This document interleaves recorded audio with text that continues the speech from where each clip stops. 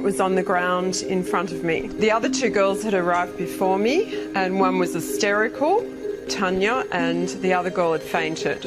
So I just looked at it, and after a few minutes it just raised up above me, probably to about 12 feet, turned on its side and went straight up into the air and disappeared almost instantly. So it was a round silver disc, and it seemed to be very low over the school, and I remember kids screaming and running inside. We watched the way it moved, which was amazing. It was capable of standing still and moving very, very fast.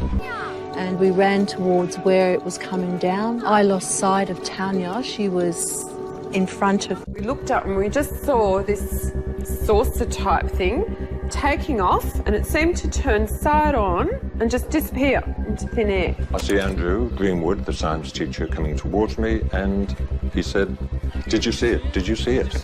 And he pointed up in the air, and I said, "No, see what?" I have a very, very clear picture of him, and I remember almost exactly what he said. And he said it was up in the sky, it moved in incredible speeds, it hovered, it seemed to go away, and there seemed to be light planes. He thought they were actually checking it out from the Urban Airport, and they were circling around it. Tanya actually reached the craft. I didn't. She came back screaming towards me, and then I ran back with her to the school. She got taken away in an ambulance, and that was the last time I saw her. I have had no personal contact with her. I know one of the researchers has. She told the researcher that she had no recall of what had happened. She was just gone, and she never came back to school.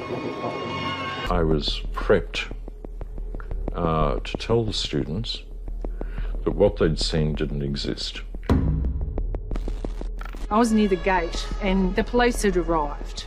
There were journalists outside. The police are being called in to keep the journalists away. We were told that we weren't allowed to speak to the media. And I'd actually been giving an interview to Channel 9, and the policeman actually walked up to them and said, "Stop filming and you go back into the school ground." Okay, so that's what I did. I was 12 and a half years old. Because I was a mischievous sort of person, I was always getting into trouble. I had detention for actually appearing on the show, and then I got detention again at a later date after my picture and story was in the Dandenong Journal. I just thought, oh, somebody's got some way of projecting a film of something into the sky. I didn't believe that it was really happening. After a while, trucks turned up with, it looked like army trucks.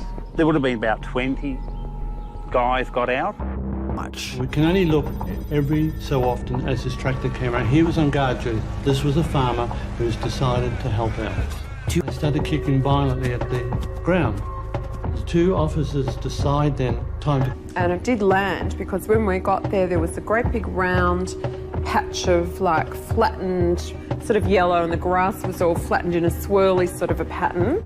Turned on its side. And it just went woof and just left them like they were standing still. And it was making a low buzzing sound. Turned on its side and went zoom straight up into the air and disappeared almost instantly. Side and went zoom straight up into the air and disappeared almost instantly. Stop, and the headlights of the car was the biggest awesome thing I've ever seen. They just pulled to the right as if they were magnetised. I could see all the trees on the right-hand side of the road lighting up, and I said, "Get out of this one," and I pulled on the left. So I could feel the back left wheel spinning, and I got out of that. A couple of people from government departments came and visited me. I know one was from the Air Force. They looked at the car, just walked around. I said, "Well, let's know what you find out." And they said, "Yeah, we will, Mr. Sullivan."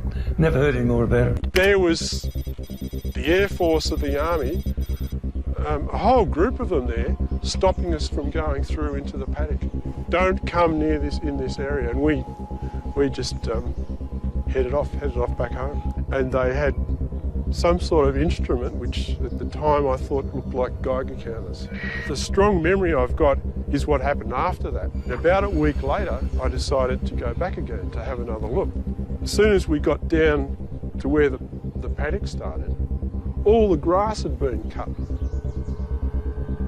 which was quite disturbing. Wow. So then we walked through that area to where the circles were, and when we got into the area where the circles were previously, the whole area had been burnt. Initially I would have said it was some sort of test aircraft. I fell in line with that theory, but there's never been an aircraft to my knowledge today that can do what that did. It was amazing, and something that I've never forgotten. But you just sort of had it stored in the back of your mind because a lot of people are sceptical. The fact that they can travel so fast and that they've been spotted all over the world. It still would take me to my grave. What the hell was that? She told the researcher that she had no recall of what had happened, and then there was a very odd story about her parents putting her in a convent for some reason that was, to me, totally ridiculous. Barbara Robbins was the chemistry teacher at the time. She just grabbed a camera and started clicking.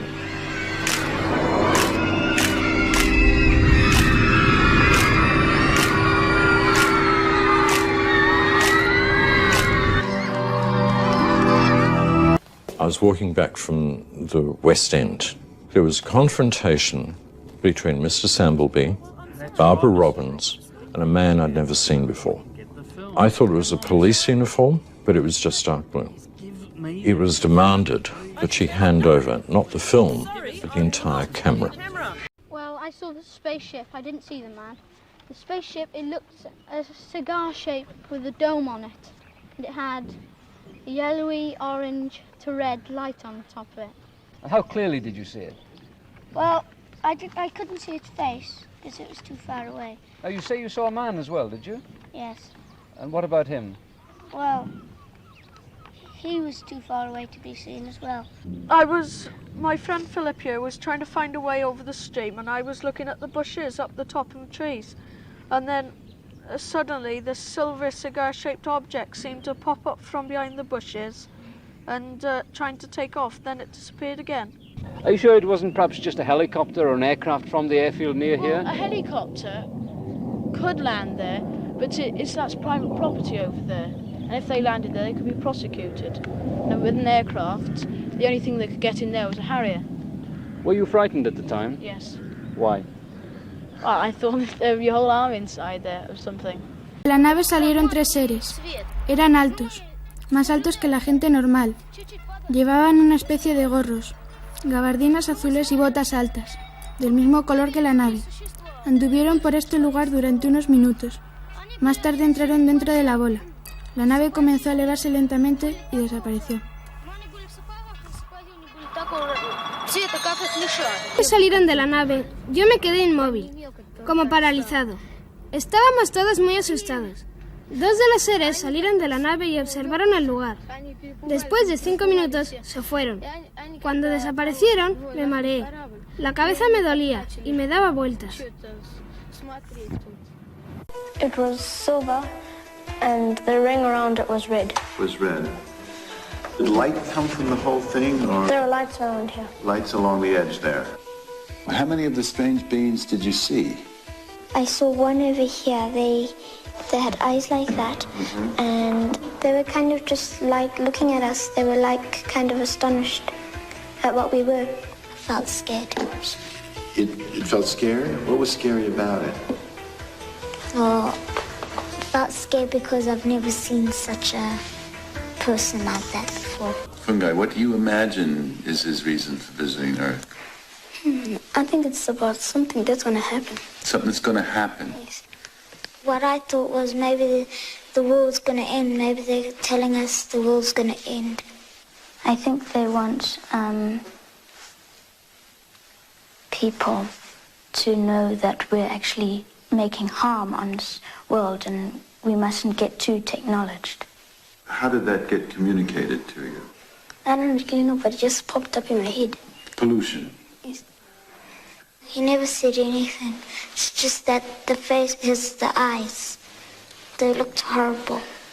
And the eyes, the horrible look, had that information that you just told me? Yes. If someone were to say, well, you know, you just have a lively imagination and you made this up, what would you say? I haven't been influenced by any of my friends. I have seen what I've seen.